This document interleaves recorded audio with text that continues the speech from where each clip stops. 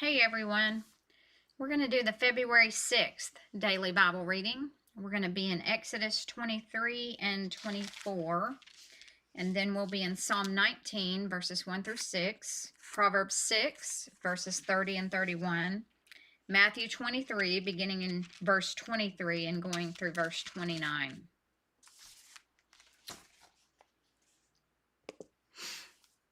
Exodus 23 verse 1. You shall not circulate a false report. Do not put your hand with the wicked to be an unrighteous witness. You shall not follow a crowd to do evil, nor shall you testify in a dispute so as to turn aside after many to pervert justice. You shall not show partiality to a poor man in his dispute.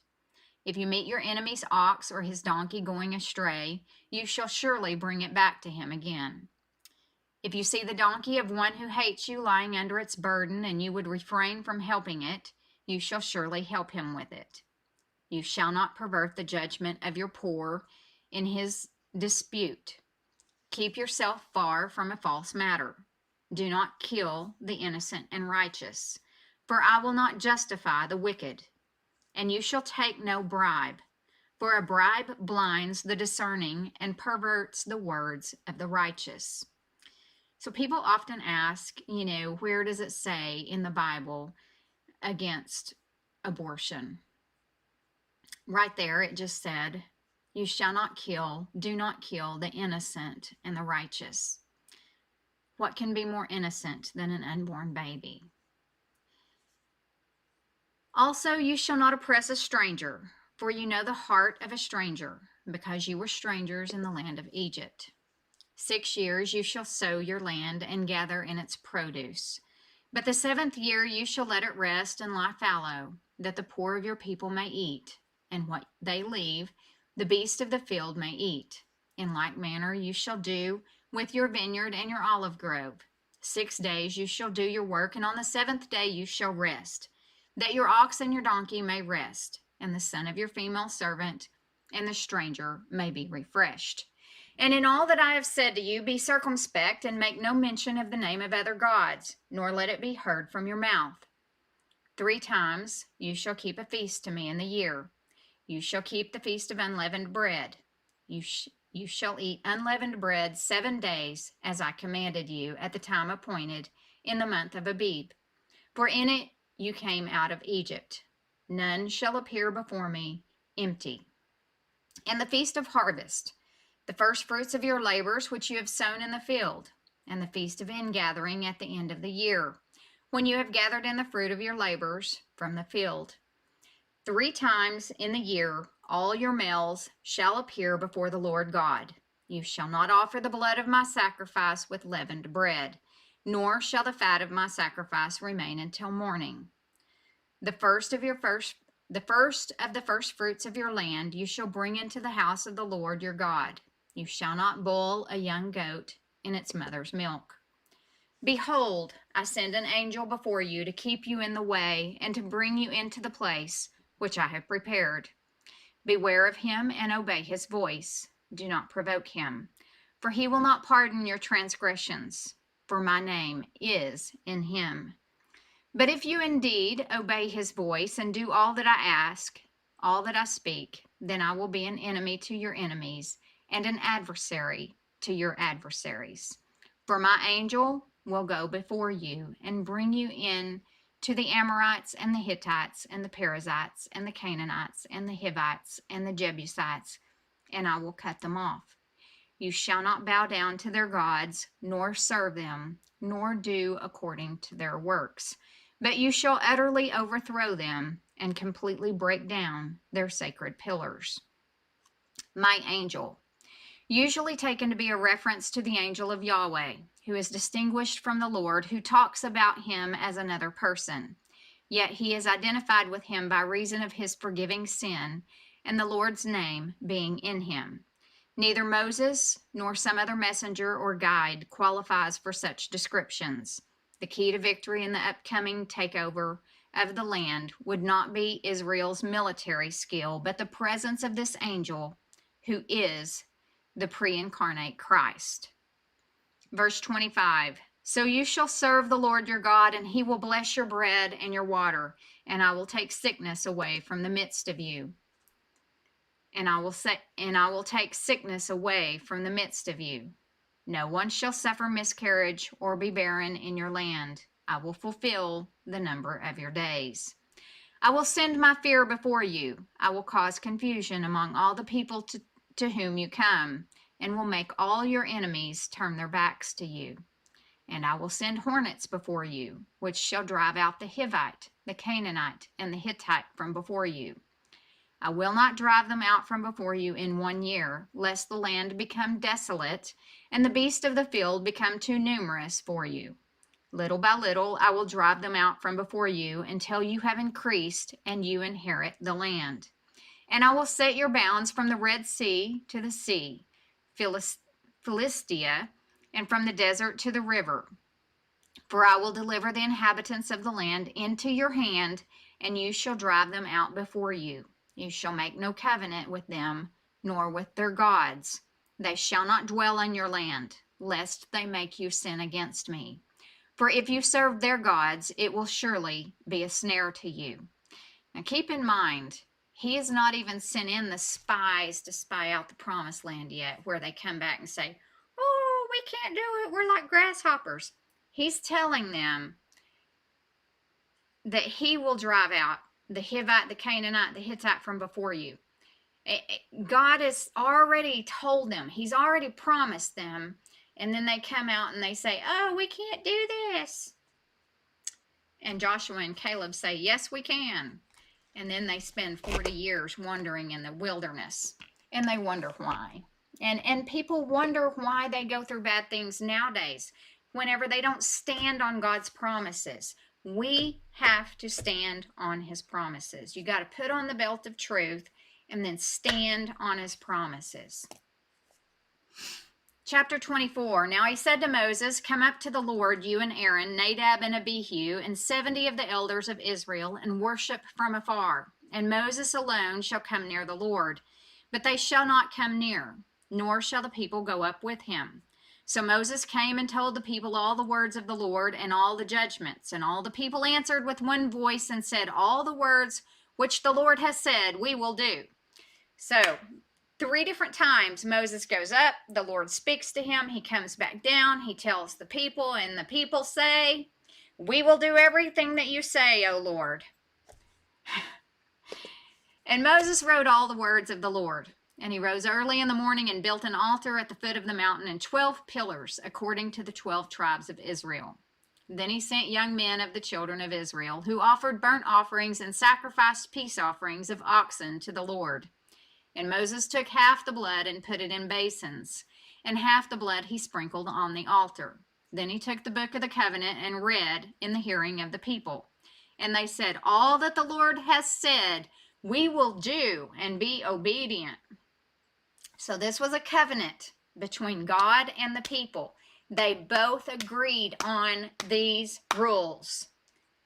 And Moses took the blood, sprinkled it on the people, and said, this is the blood of the covenant, which the Lord has made with you, according to all these words. Then Moses went up, also Aaron, Nadab, and Abihu, and 70 of the elders of Israel. And they saw the God of Israel, and there was under his feet, as it were a paved work of sapphire stone, and it was like the very heavens in its clarity. But on the nobles of the children of Israel he did not lay his hand. So they saw God, and they ate and drank. Then the Lord said to Moses, come up to me on the mountain and be there, and I will give you tablets of stone and the law and commandments which I have written, that you may teach them. So Moses arose with his assistant Joshua, and Moses went up to the mountain of God, and he said to the elders, wait here for us until we come back to you. Indeed, Aaron and Hur are with you. If any man has a difficulty, let him go to them. Then Moses went up into the mountain, and a cloud covered the mountain. Now the glory of the Lord rested on Mount Sinai, and the cloud covered it 6 days. And on the 7th day he called Moses out of the midst of the cloud. The sight of the glory of the Lord was like a consuming fire on the top of the mountain in the eyes of the children of Israel. So Moses went into the midst of the cloud and went up into the mountain, and Moses was on the mountain 40 days and 40 nights. Psalm 19, verse 1, it's to the chief musician, a psalm of David. The heavens declare the glory of the Lord, and the firmament shows his handiwork. Day unto day utters speech, and night unto night reveals knowledge. There is no speech nor language where their voice is not heard. Their line has gone out through all the earth, and their words to the end of the earth.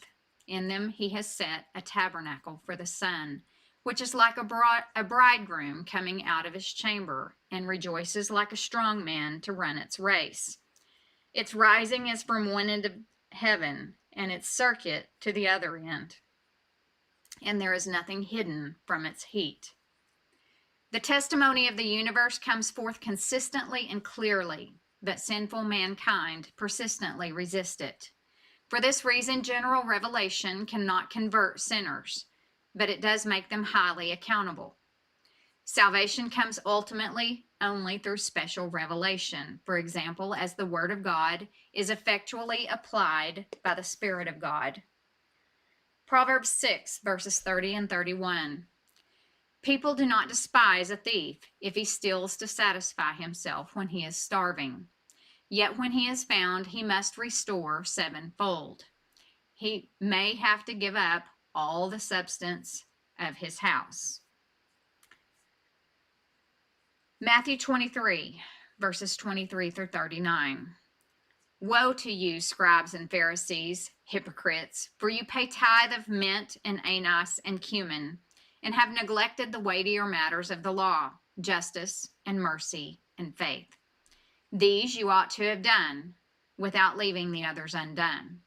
Blind guides, who strain out a gnat and swallow a camel. You cleanse the outside. The Pharisees' focus on external issues lay at the heart of their error. Who would want to drink from a cup that had been washed on the outside but was still filthy inside? Yet the Pharisees lived their lives as if external appearance was more important than internal reality. That was the very essence of their hypocrisy, and Jesus rebuked them for it repeatedly. Verse 25. Woe to you, scribes and Pharisees, hypocrites, for you cleanse the outside of the cup and dish, but inside they are full of extortion and self-indulgence. Blind Pharisee, first cleanse the inside of the cup and dish, that the outside of them may be clean also.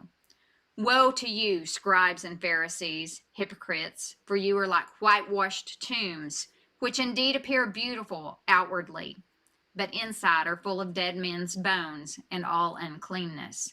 Even so, you also outwardly appear righteous to men, but inside you are full of hypocrisy and lawlessness. Woe to you, scribes and Pharisees, hypocrites, because you build the tombs of the prophets and adorn the monuments of the righteous, and say, if we had lived in the days of our fathers, we would not have been partakers with them in the blood of the prophets. Therefore, you are witnesses against yourselves that you are sons of those who murdered the prophets. Fill up, then, the measure of your father's guilt. Serpents, brood of vipers, how can you escape the condemnation of hell? Therefore, indeed, I send you prophets, wise men, and scribes. Some of them you will kill and crucify, and some of them you will scourge in your synagogues and persecute from city to city, that on you may come all the righteous blood shed on the earth, from the blood of righteous Abel to the blood of Zechariah, son of Berechiah, whom you murdered between the temple and the altar. Assuredly, I say to you, all these things will come upon this generation. O Jerusalem, Jerusalem, the one who kills the prophets and stones those who are sent to her.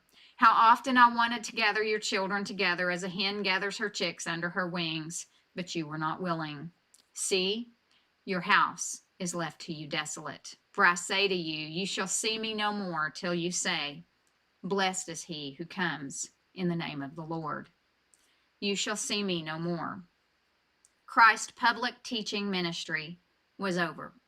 He withdrew from national Israel until the time yet future when they will recognize him as Messiah. And then Christ quoted from Psalm 118:26. So what broke Jesus' heart about his people? Read Jesus' lament over Jerusalem in Matthew 23:37. I wanted to gather your children together, but you were not willing. God is utterly sovereign and therefore fully capable of bringing to pass whatever he desires, including the salvation of whomever he chooses. Yet he sometimes expresses a wish for that which he does not sovereignly bring to pass. Such expressions in no way suggest a limitation on the sovereignty of God or imply any actual change in him. But these statements do reveal essential aspects of the divine character.